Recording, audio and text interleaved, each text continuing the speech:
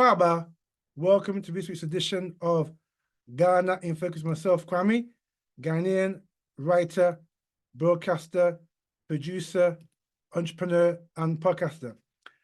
And this week's edition of Ghana in Focus is a special. It's a health special, looking about the rollout of the HPV vaccine in Ghana. Is it good or is it bad? That's the topic for this week's program. The rollout of the HPV vaccine in Ghana, is it good or is it bad? Before we get into the show, just to remind you, if you like what you hear, please share it to your friends, your family, social media networks. Subscribe to Ghana African Focus on Spotify. We're also on YouTube as well. Look out for Ghana African Focus on Spotify. Click the follow button, meaning that every time we upload a new podcast, Spotify will notify you. So you want to get as many followers as we can on Spotify. Likewise with YouTube. Again, look out for Ghana African Focus on YouTube. Hit the notification bell, meaning that every time we upload a new podcast, YouTube will notify you. Okay, so it's free. It doesn't cost anything to subscribe. So please subscribe to Ghana African Focus on YouTube and also Spotify. We're also amongst the top 20 best podcasts in Ghana, and you can get that on feedpost.com. They're a company that compile a list of the top 80 podcasts in Ghana, and Ghana African Focus is in the top 20. I think we're number 10 or 11 of that particular podcast chart. So thank you for all those listeners in Ghana who have made Ghana African Focus one of the most popular podcasts in Ghana. When you consider how many podcasts that there are in Ghana, you know, for me to feature so high, I really respect all of you, particularly those in Ghana who take time to listen to the podcast. All right, so we're on feedpost.com if you want to get us there as well. All right, so let's get into this week's podcast, looking about the issue of the HPV vaccine that is being rolled out in Ghana as we speak. And so, according to the World Health Organization, cervical cancer is a big killer globally, but Black women, African women disproportionately, are more disproportionately rather to be affected by HPV compared to other groups of people. And so this is primarily the reason why Ghana has embarked on this HPV vaccine rollout program, particularly for young schoolgirls. Okay, so this is not for women in their 20s or 30s, but this is young schoolgirls. This is like under 18, thereabouts, yeah? And I'll come to that in a minute. So for me, as someone who is a historian and also as a commentator, and also who's into healthcare, I'm deeply disturbed about this rollout for the HPV vaccine. Now, I'll tell you that in a minute. So what basically is cervical cancer, or rather cervical cancer? So what cervical cancer is primarily caused by persistent infection with certain types of human papillomavirus. That's where the term HPV comes from. Human papillomavirus, yeah? Also, several other factors can increase the risk. So the main cause is obviously the HPV, the human papillomavirus. So within the body, you know, we're exposed to a lot of viruses. So, you know, from the air that we breathe to the plastics and other elements, the body, you know, you could say soaks up many viruses. Amongst them is the human papillomavirus, which is commonly in women. Now, nearly all cases of cervical cancer are linked to high-risk strains of HPV, especially type 16 to 18. HPV is also a common sexually transmitted infection, and most people contract it at some point. In most cases, the body clears the virus naturally, but persistent infection can lead to abnormal cell changes that may develop into cancer. Now, additional risk factors include weak immune systems, lifestyle choices like smoking. So use of tobacco increases the risk of cervical cancer. Chemicals in cigarettes can damage cervical cells and weaken immune defense systems. Early sexual activity and multiple partners. So becoming sexually active at a young age or having multiple sexual partners can increase the likelihood of the HPV exposure, which is the human papillomavirus, infection or virus, Giving birth at a young age or having many children may raise the risk of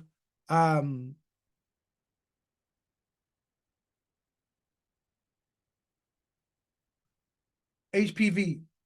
So these are all causes as to how this issue of HPV can manifest itself within the woman's system.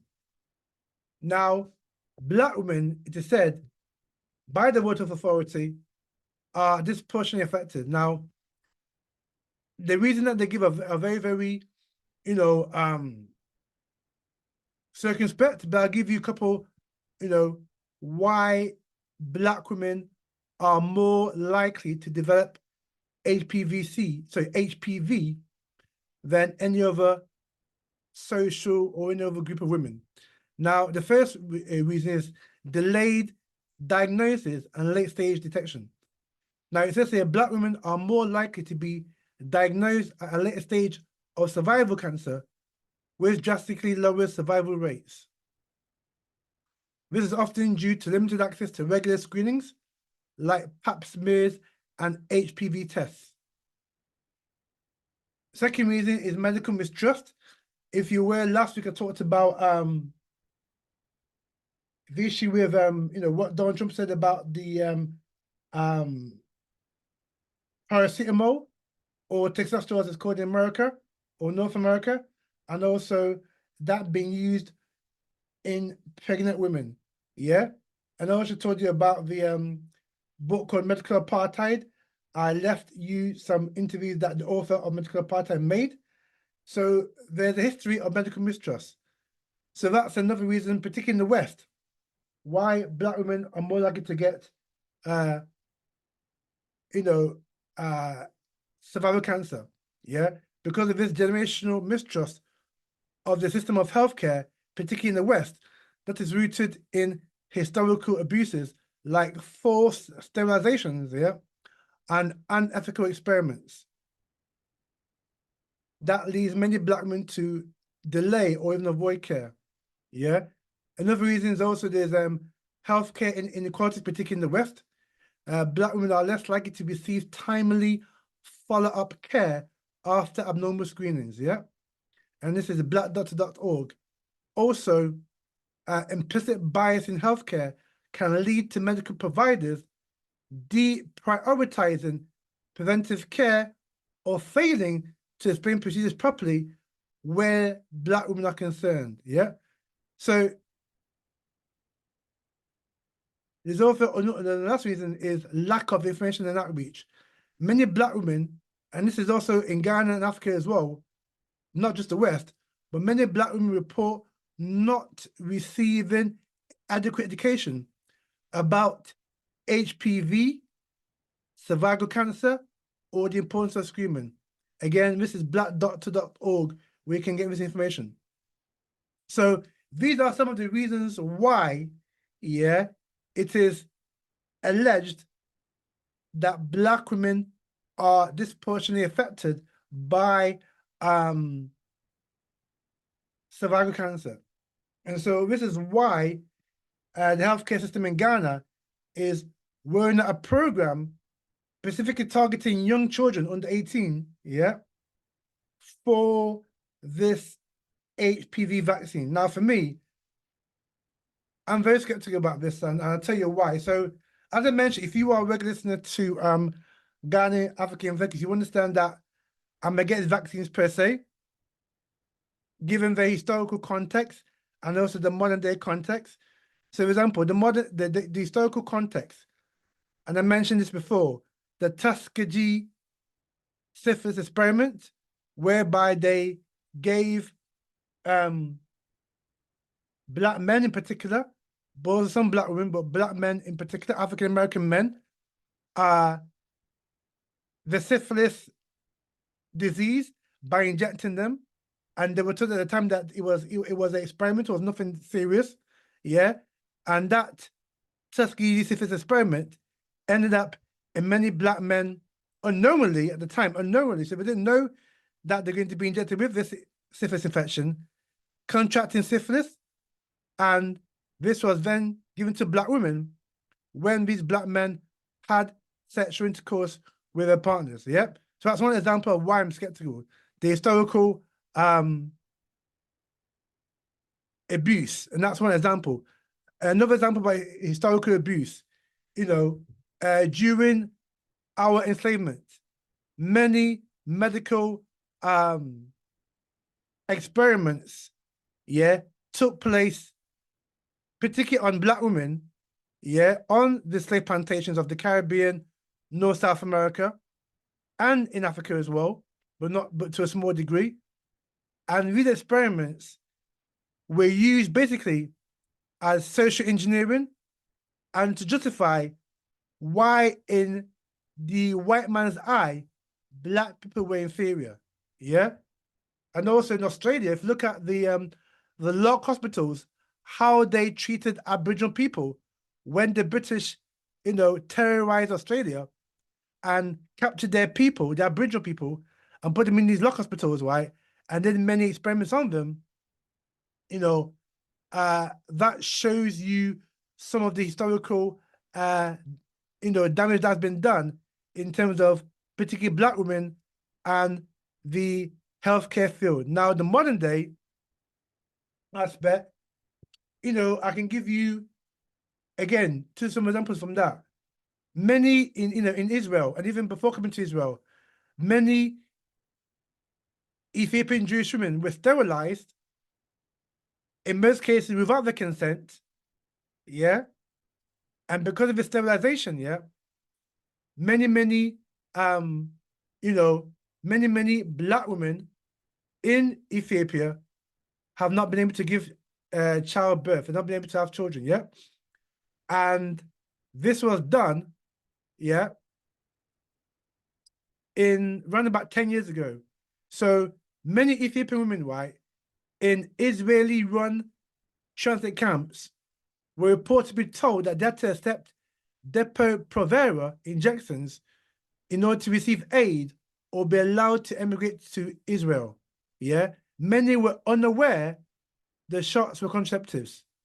And this is taken from the Center for Genetics and Society. So between 2005 and 2008, 60% of Israeli women who received the Depo-Provera were of Ethiopian origin, despite Ethiopians, making less than 2% of the population. Now, because of this injection that they were given, without their consent, the Ethiopian community saw, now check this, a 50% drop in birth rates over a decade, raising concerns about population control. And this is from the independent newspaper in the UK.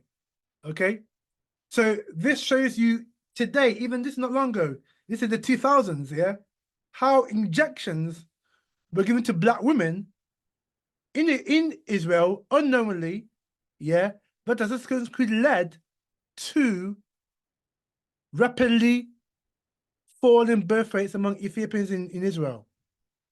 And the last example I'll give you as to why I'm skeptical about this, the modern day example, we talk about history, now we're looking about modern day. So I've talked about the Ethiopian Jews, This is what, not even 20 years ago? And COVID now, the vaccination for COVID. At the time, Look at how many of us were manipulated to take the COVID vaccine, that it's safe, that is the only way to get out of the vaccination, or rather out of the COVID crisis, by mass vaccination and by what they called at the time herd immunity. But we now know, 5 years on, 4 or 5 years on after COVID, that the vaccine has at best caused deaths, and there's a famous case in the UK of a BBC Newcastle journalist called Lisa Shaw. She took the vaccine, and within weeks of taking the vaccine, actually fell in coma and died. And even the coroner's report said that the COVID vaccine had played a part in Lisa Shaw's death. And also, we know that many people who've taken the vaccine, right, have suffered a lot of defects like muscular pains, joints, etc. Yeah, I know one person who, because of taking the vaccine, has got a cyst. What that means basically is that that person having children is going to be very, very impossible because of the cyst that she developed because of taking the vaccine, COVID vaccine. So, contrary to the propaganda saying that we're anti-vax, blah, blah, blah, this is some of the causes that people have had as a result of taking the COVID vaccine. And this is what means my concern to why this program, for me, the HPV vaccine program in Ghana, particularly aimed at young girls under 21, is for me disturbing. Yeah? Because do we know for surety what's in the vaccine? Do you really know what's in the vaccine? Because the vaccines are not made in Ghana. Not made in Ghana. They're made somewhere else. They're made probably in a laboratory. We don't know. But what we do know, with every vaccine, any Western medicine, that there are side effects. Yeah? So what are going to be the side effects of young girls in Ghana taking this HPV vaccine? Yeah? Also, we know that it is alleged that some of our health professionals in Ghana have been working with the WHO to ensure that the vaccine is safe and that there's no danger to young women that take the vaccine. Yeah. But I keep on saying this, right? At the end of the day, it's about sovereignty. And at the end of the day, despite those Ghanaian professionals working in tandem with the WHO, you still don't know, we still don't know what's in the vaccine. You don't know what's in the vaccine. They could say anything to make you think in your mind that that vaccine is right for you and it's okay and it's safe. Isn't this what we were told with COVID, the vaccine, that it's safe, that it's been tested, that it's had all the rigorous testing procedures? And yet we know people that died from taking that COVID vaccine. We know many, many others that have been, injured. Yeah, and the fact things like blood clots as a result of taking the vaccine. So I'm very skeptical, very, very skeptical about, and very, very disturbed that the government of Ghana are allowing this HPV vaccine program to be rolled out. Now, some of you are going to say, what's the alternative? What is the alternative? And I keep on saying this, but before I get to that, what do we know, right? That could be the long-term effects of this thing. Now, I know that in Kenya and Rwanda, they've had this program, a few years ago, and that it's been a relative success. That's fine. But, not everyone is the same. Even though we're Africans, right? Not everyone is the same. One vaccine may be good for you, it may not be good for the next person. But my concern is this. Another concern I've got is this. You may not be aware of it or may not believe it, but you can do your own research, yeah? Eugenics is at hand, eugenics. I mentioned, this is why I mentioned the issue to do with Ethiopian Jews in Israel being sterilized, women being sterilized, and that's resulted now to a 50% reduction in the birth rates of Ethiopian Jews in Israel, population control. You don't think that the same population control that people have as an agenda, particularly where African people are concerned, because they know by next 20, 30 years, 1 in 4 people is going to be African. That's what this is not my saying. This is what they're saying. The Western demographers are saying that by 2050, 1 in 4 people will be African.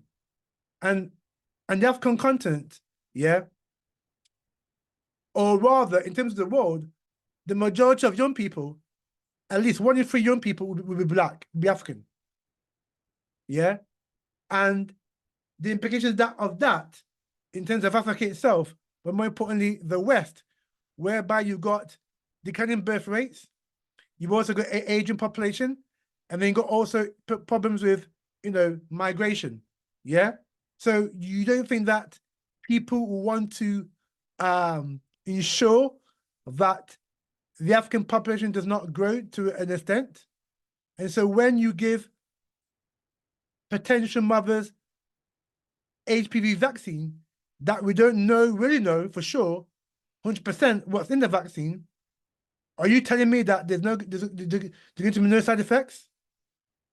That down the line, when these young girls, 17, 15, 16, 18, taking this HPV vaccine, tell me that somewhere down the line, when they're about 25, 26, 27, and when they want to have a family, you don't think some of them are not going to have a family?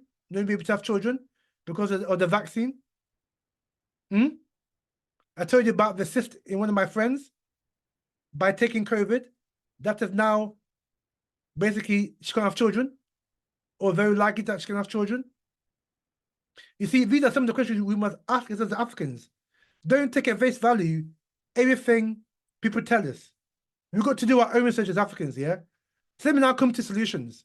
Right? Because some of you are saying, if you don't take the HPV vaccine, what's the alternative? I'm going to give you the alternative right now as a courtesy for you to do your own research into this.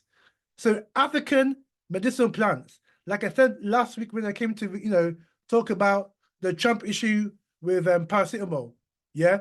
Africa, we've got medicinal plants that our ancestors used for thousands upon thousands upon thousands of years, yeah? And particularly our mothers, those that were born in the Virgins, right? They know, because this is something that would have gone through the rites of passage, or something that their grandmothers would have taught them. They know of the medicinal plants for every single ailment, whether it's high blood pressure, diabetes, certain form of cancers, etc. Our women know what medicinal plants to use because they're taught by their grandmothers and their great-grandmothers. And so I'm going to give you some medicinal plants that can be for protection and healing. Yeah, this is linked to the HPV. Yeah, so neem is used across West Africa. In Ghana, we call it Nkanejia or Prince Charles. Yeah, so neem is used for its antiviral and antibacterial properties, often brewed as a tea or used in vaginal washes to cleanse and protect. Here you go.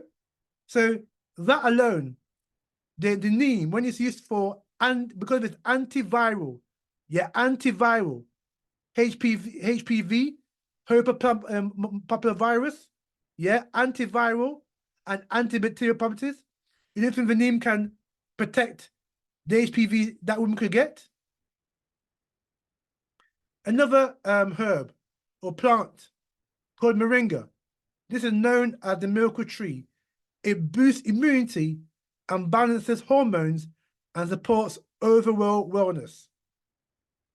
African basil, called efirin or inchangu, used in Nigeria and Ghana for its antimicrobial effects and spiritual cleansing.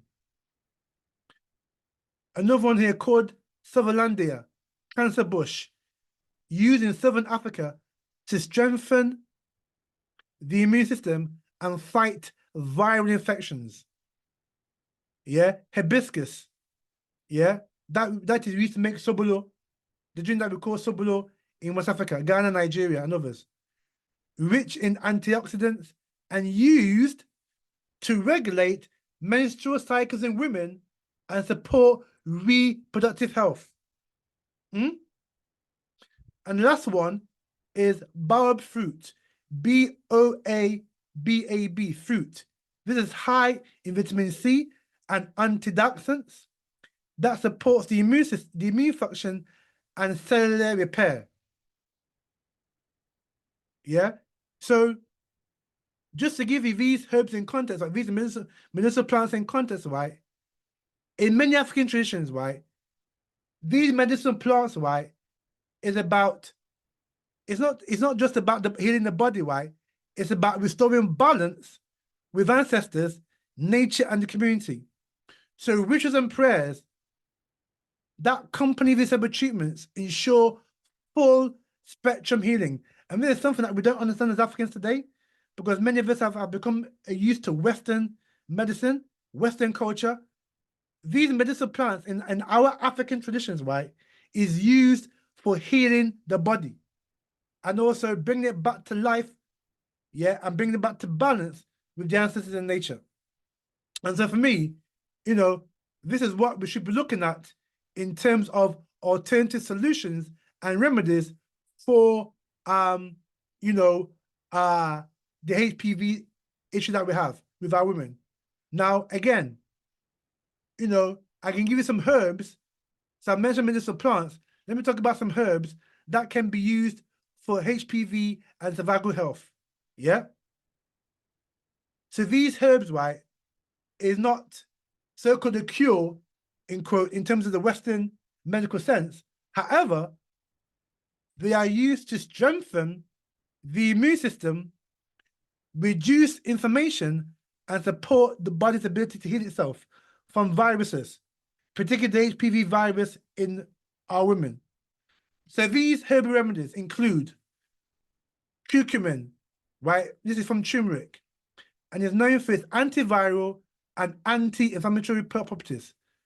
Studies suggest that it inhibits HPV-infected cells and reduces the risk of cervical cancer.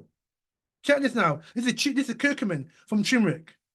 So this is proof that you don't need a vaccine, because turmeric or curcumin that comes from turmeric has antiviral and anti-inflammatory properties that can reduce the risk of cervical cancer. Let me give you another herbal remedy. Yeah, green tea. Green tea is used in some African herbal blends, yeah, has shown great promise in clearing HPV-related issues. Yeah. Folate and B12, which is basically from green leafy vegetables and herbs. This is essential for DNA repair and cellular health. Deficiencies are linked, so deficiencies in folate and B12 are linked to higher risk of survival cancer. Yeah. Mushrooms as well is another herbal remedy. Yeah. Particularly mushroom types like turkey tail and reishi. This is used in traditional medicine to boost immunity and fight viral infections, or which HPV that cause HPV cancer is a viral infection. So these mushrooms can be used to boost immunity that fight viral infections. And these mushrooms are increasingly popular in African herbal markets. And the last one I'll use is the classic garlic and ginger. Garlic and ginger are common in many African diets and healing rituals. Both have antiviral and immune boosting properties. Yeah. So these are just some of the herbs, along with the medicinal plants, that I've outlined as solutions and alternatives to taking the HPV vaccine. Yeah. So, and these herbs are safe because this is what our mothers, our grandmothers, our great-great-great-mothers, our ancestors, this is what they used. Treating cells. There was no vaccine 200 years ago. No vaccine even probably 100 years ago. HPV. So what did the women use then? They used the natural medicinal herbs as well as herbal remedies to ensure that they did not develop the conditions that will lead to HPV. And so what I'm saying in conclusion is that we need to be very, very circumspect about taking vaccines that have side effects and that are not conclusive, and more importantly, that we don't know the totality of the ingredients that they're made of. I just want you to think, that's all. I'm not necessarily anti-vax, but I'm my circumspect. B, there's a history of people, organizations using vaccines of some sort to destroy African communities. And I'll give you a history that you can research for yourselves. And see what is the real agenda behind these things that they want to give these vaccine programs. Yeah? What's the real agenda? Because I've said to you that my agenda, which I think is population control, and the black woman is the mother of reproduction. Yeah? What is the real agenda behind this? Is it really healthcare or is it population control? And finally, our history shows that there are medicinal plants and herbal remedies that as Africans, we can use, in this case, our women can use to prevent them from getting HPV. And so I'm just putting this out there because for me, I'm very disturbed that we are rolling out a without doing our own due diligence and particularly doing our African-centered research to come to the conclusion if this vaccine is good for us. Yeah? Without really understanding the long-term consequences it could have for reproductive and growth in Africa. And so I thank you for listening to this special edition of Ghana in Focus with myself, Kwame, Ghanaian writer, broadcaster, journalist, historian, podcaster, entrepreneur. In next week's edition of Ghana in Focus, we're looking at healthcare. This issue about prostate cancer is it's a huge issue, particularly among black men. I've talked about HPV for black women. Now we're going to talk about prostate cancer for black men. Yeah? So you don't want to miss that. Again, subscribe to the show via YouTube. Look out for Ghana African Focus on YouTube. Hit the notification bell, and YouTube will notify you every time we upload a new podcast.